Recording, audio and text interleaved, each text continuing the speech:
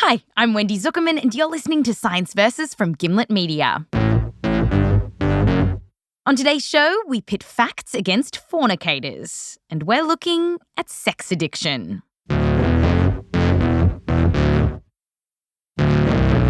It's been in the news a lot lately. Harvey Weinstein's rep recently said that Weinstein was getting treated for sex addiction. Guys, I'm not doing okay. You're not? I'm trying. I gotta get help. Kevin Spacey recently headed into a sex addiction rehab centre too. And in the last few years, several celebrities have said they suffer from this. Werner reportedly has checked into an undisclosed sex addiction rehab center. Actor David Duchovny claims he's addicted to sex. Tonight I talked to a doctor who assures us this is not only a very real psychological disorder, but also something Tiger Woods may struggle with his whole life. But there's a group of researchers who don't buy that sex addiction is a thing. We spoke to a clinical psychologist in New Mexico who treats people with issues around sex. His name is David Ley. The last name is spelled L-E-Y. It's a funny name for a sex doctor to have. But my story is that I only had two options. I could be a sex doctor or a politician involved in a sex scandal. David wrote a book called The Myth of Sex Addiction, and he says there's this concern that people like Harvey Weinstein are just trying to escape responsibility. Because now it takes away the accountability of these people. You know, the reason that Harvey Weinstein got this reaction is everybody said, no, wait a minute, buddy. You are responsible and accountable for having hurt people with your behaviors, and you don't get to use this out. And David is also very skeptical of this idea that people could be addicted to sex and then go through some kind of withdrawal like you do with heroin. If you take away sex from a sex addict, nothing happens. Nobody ever died in the history of the world from blue balls. And the temptation is to say, this is bogus. These guys are just creeps. It sounds like the only time someone cries sex addiction is when they got caught hurting someone and they're trying to get out of it. But does that mean that we can totally dismiss this idea of sex addiction? Well, no. Because there's actually a lot of scientific debate around sex addiction. Like, even when it comes to withdrawal, there are reports that people who say they're addicted to sex do have symptoms when they're not getting any. Symptoms like anxiety, the sweats, and insomnia. And you can find scientific papers published in legitimate peer-reviewed journals claiming that sex addiction does exist. And this is why the International Classification of Diseases, which is used by the World Health Organization to classify mental illness, is now considering adding something that looks a lot like sex addiction to its list. So what's going on? Is sex addiction straight up poppycock? Or does it exist? When it comes to sex addiction, there are lots of wieners. But then there's science. Science versus Sex Addiction is coming up just after the break.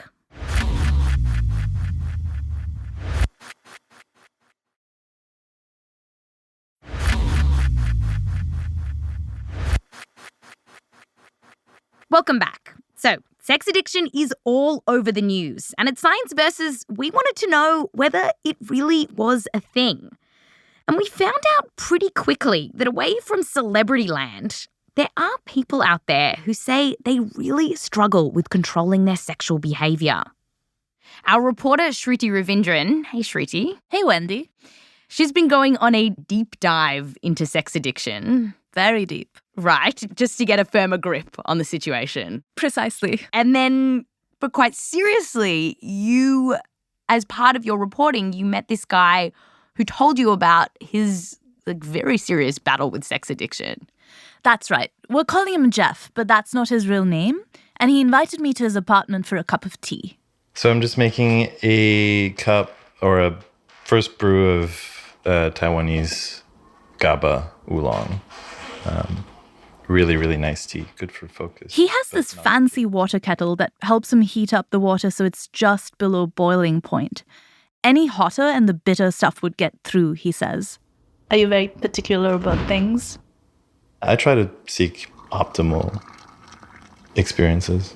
Jeff thinks his problems with sex started around puberty.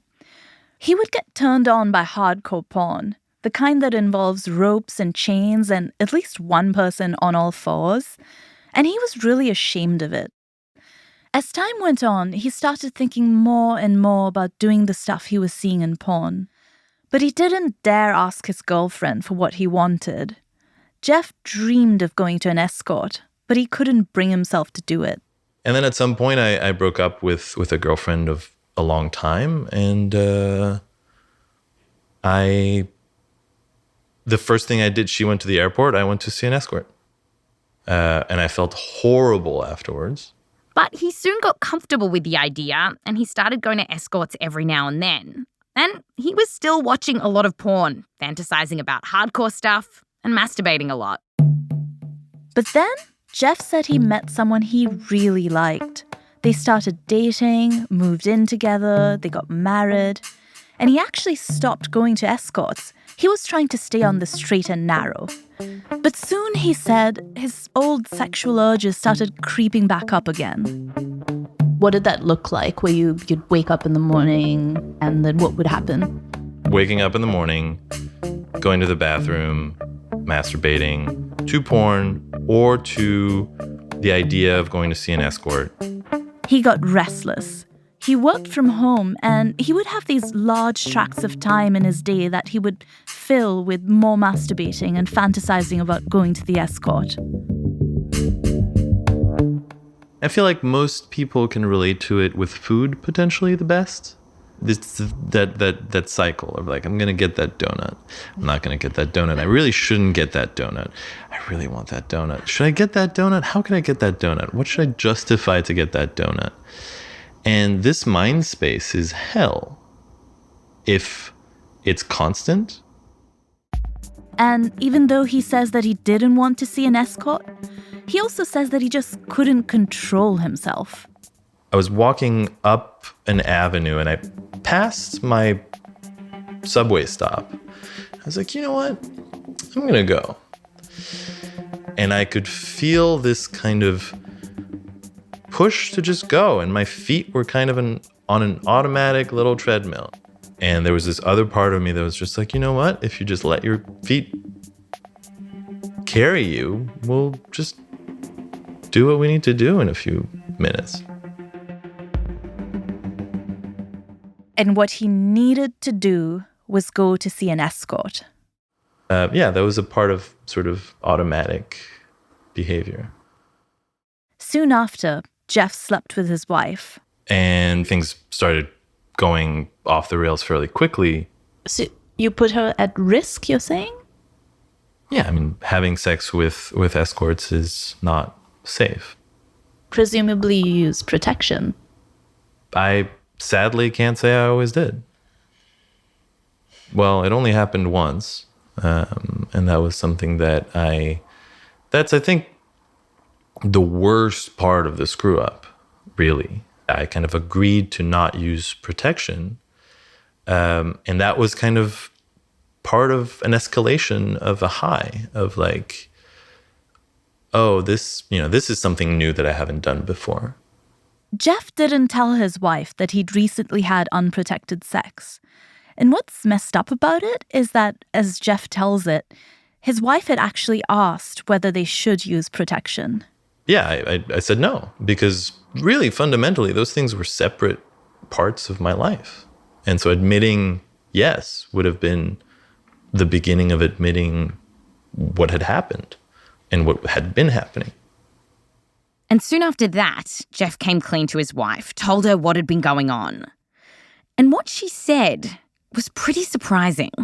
She said, "It sounds like you have a problem. Have you considered that you might be a sex addict?" He looked it up on a website for sex addicts, and everything he read there felt so familiar. It was hard for me to kind of deny it because I basically burned my life to the ground. But over time, he became comfortable with this idea that he was a sex addict. It lifted a weight off of him. He felt he could forgive himself. Jeff now goes to support groups and has a girlfriend who he adores. He's told her everything about his past, and he says they trust each other. I've been sober 3.5 years. My life has changed enormously. So when you say you've been sober for 3 years, like, what do you mean by that? I mean, I haven't masturbated to porn or gone to see an escort.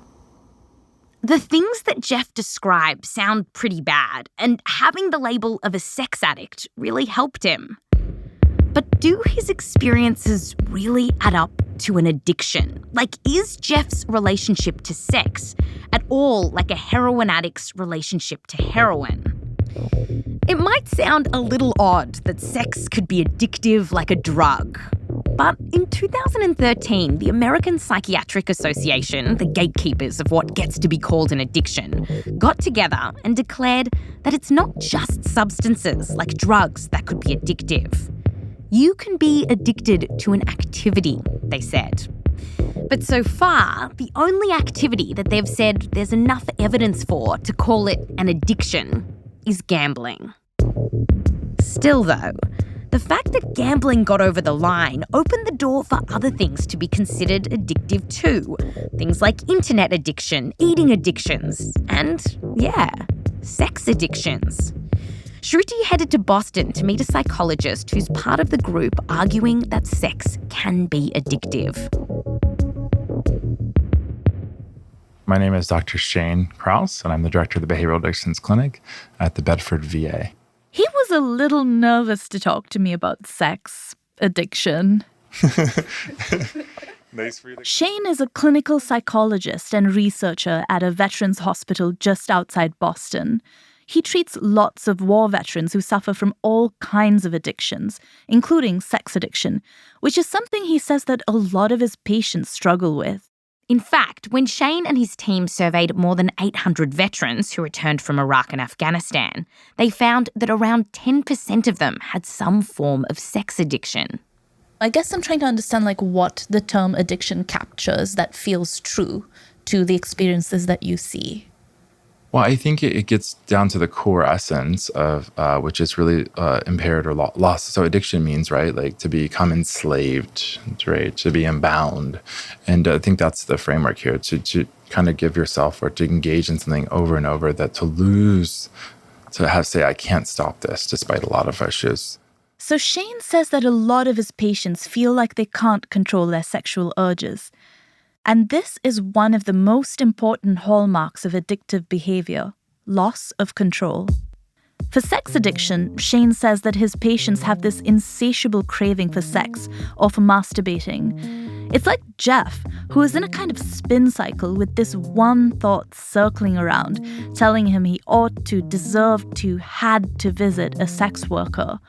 Shane says that for sex addicts, this craving gets so intense everything else in their life takes a backseat. And for many sex addicts, this plays out in their porn use. It becomes almost a center core part of their life. So do you mean that they start to organize all their life around the next hit of porn? Yeah, we've seen that. Yeah, that or missing activities or going places or using pornography for long periods of time, and using 4, 5, 6 hours at night and not going to sleep at 3 a.m, but you have to go to work at 6 a.m. Shane has studied people who could be classified as sex addicts and found that many of them had tried several times to cut back or quit their porn use, and they just couldn't. And away from Shane's clinic, when you look at other research, there does seem to be a spectrum of control here, where some men can control themselves sexually better than others. And Shane says that for sex addicts, their relationship with sex is different to yours and mine. They see a visual trigger and they get much more excited than the rest of us would. And then they can't ignore it. So if I saw some cute guy, I might get turned on, but then I could brush it aside and, keep reading a scientific paper. Wendy might be able to go back to her business, but some sex addicts, Shane says, can't do that. He told us about one patient he had who would get turned on by pictures online that weren't sexual at all. It could be an image, not a non-sexual image online. It could be walking by and seeing a woman-specific type that would trigger him, and it could be 4 hours. He would think about it for 4 hours, until... That meant the patient would masturbate. Yeah. And Shane says that there is some evidence that sex addicts do process sexual images like porn in a way that's kind of different to other people, which might point to bigger differences in how addicts' brains work. And the thinking here is that these brain differences could explain why they find it so hard to quit.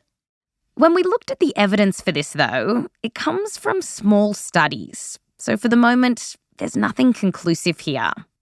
And just generally speaking, the case for sex addiction doesn't have a lot of scientific evidence on its side. And Shane actually acknowledges that.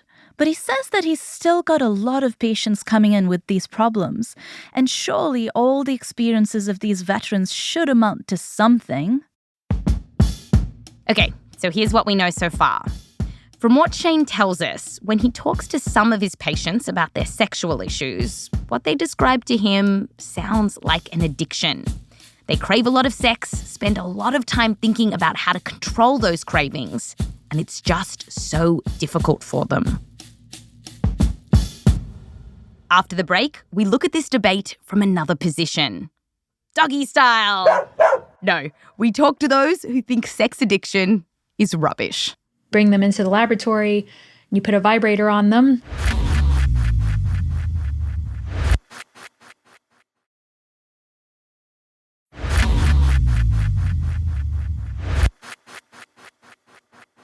Welcome back. We just found out that Shane Kraus, a psychologist for war veterans, says that many of his patients have problems with sex, and their experiences seem to fit this description of an addiction. Basically, they crave sex, they have a lot of trouble controlling their sexual urges, and this messes with their life.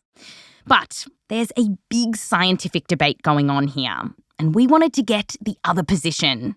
Missionary! No. To get the other side of this debate, we spoke to Nicole Prause. She's a neuroscientist who used to work at the University of California in Los Angeles. She's since founded her own independent research organisation.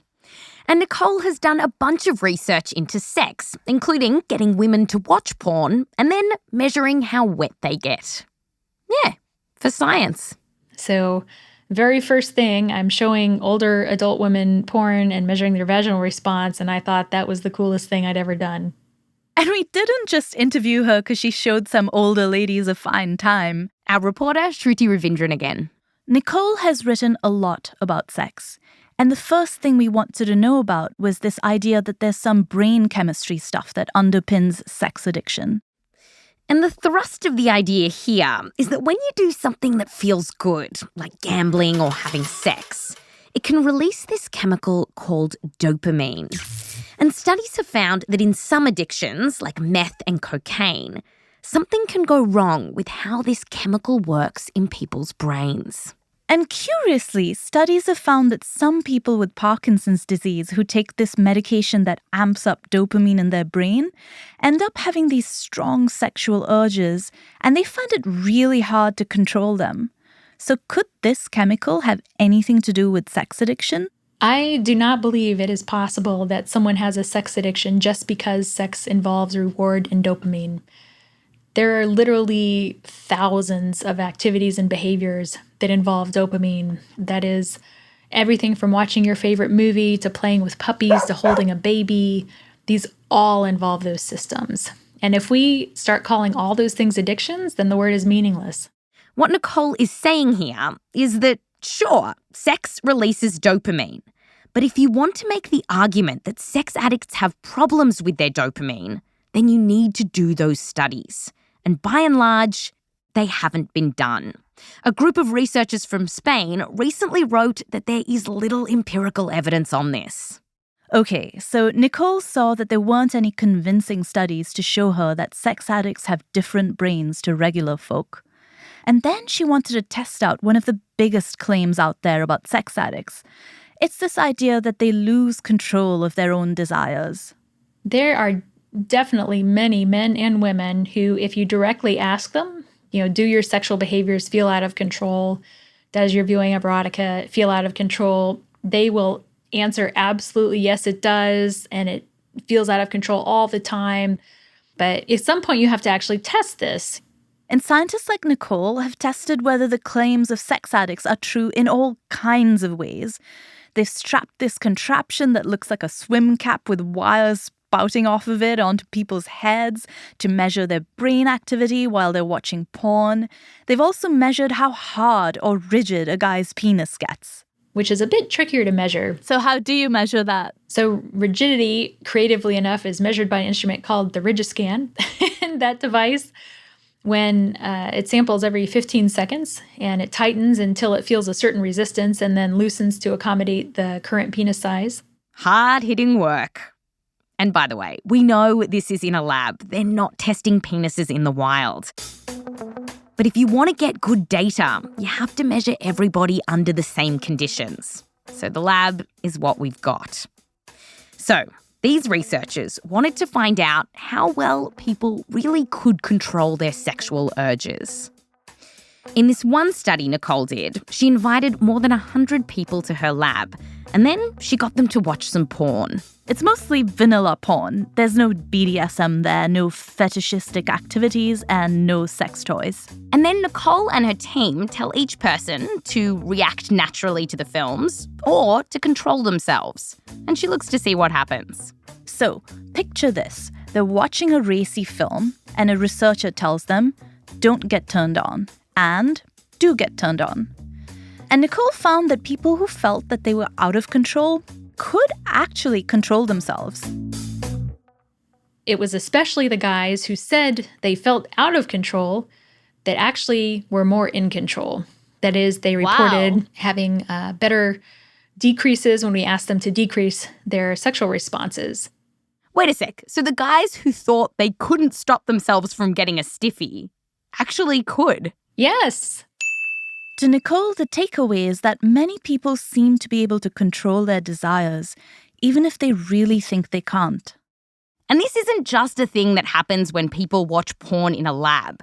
Nicole says that when it comes to all kinds of sex stuff, people just aren't that good at judging their own behavior and whether it's normal. There's a history of this in sex research. That is, people who are worried about, am I normal? Am I okay? Tell me I'm all right. When they're actually tested in a laboratory setting, we can't find evidence for what they're worried about. Like, you see this in research on guys who think their penis is way too small, and they want to get surgery to lengthen it. And when you measure it, their penis size is perfectly normal.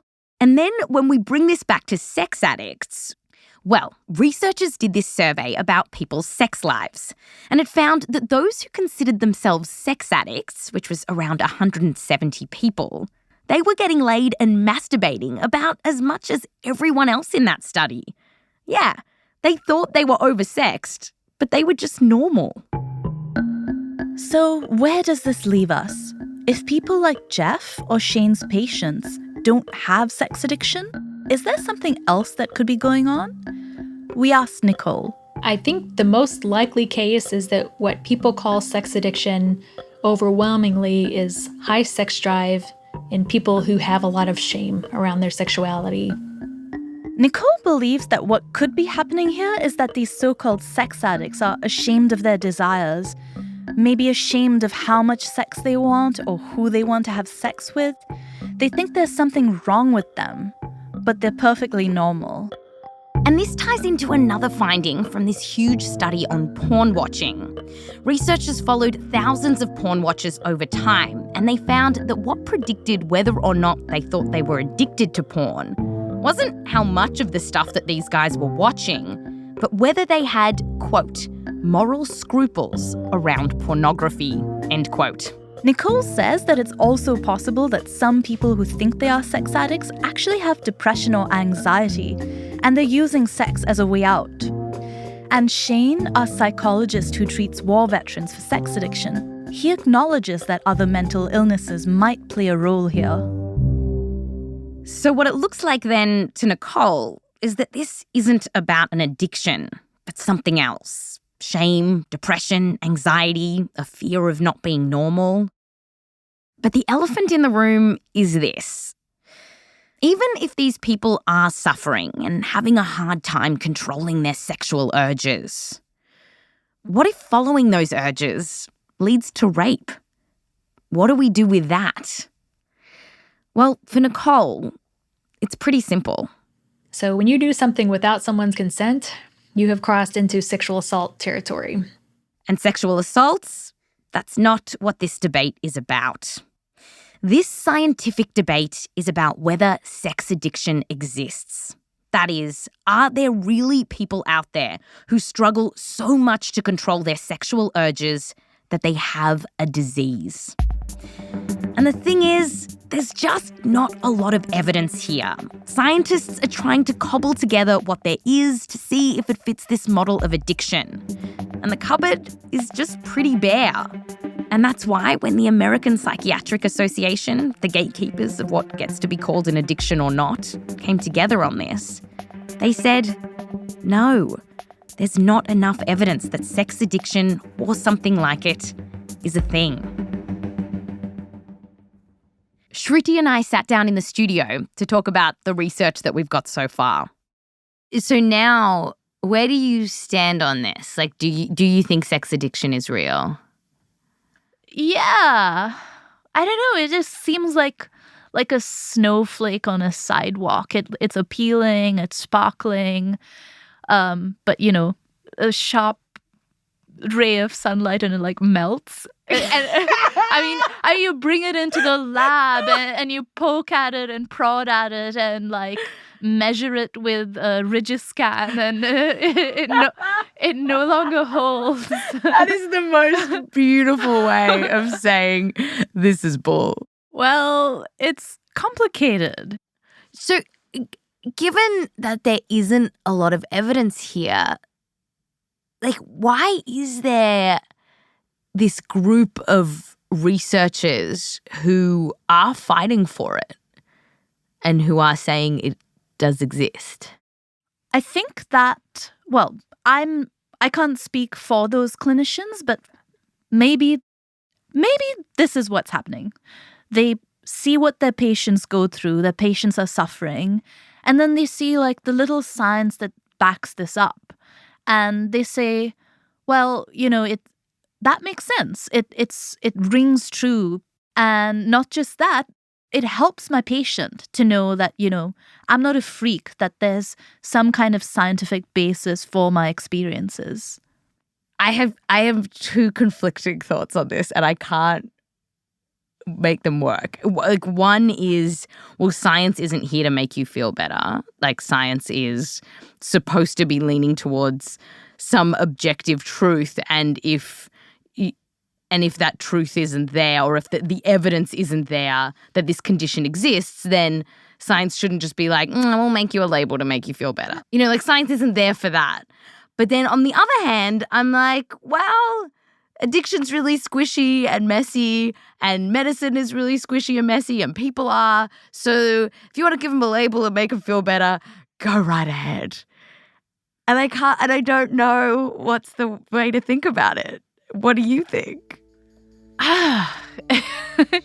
It's nearly philosophical. No!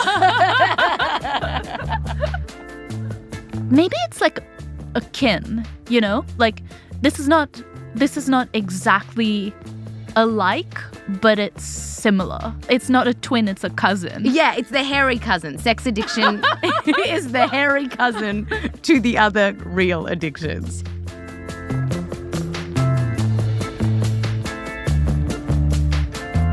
That's Science versus Sex Addiction. And just before the credits, if you like what we're doing, we would love it if you could review us on iTunes. It really helps people to find our stuff.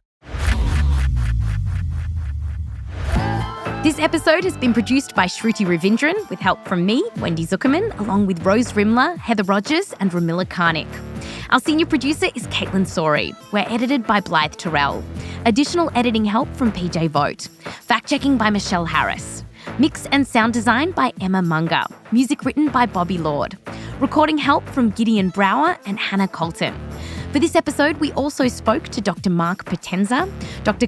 Erik Fisher, Dr. Valerie Voon, Dr. Joshua Grubbs, and Mateusz Gola.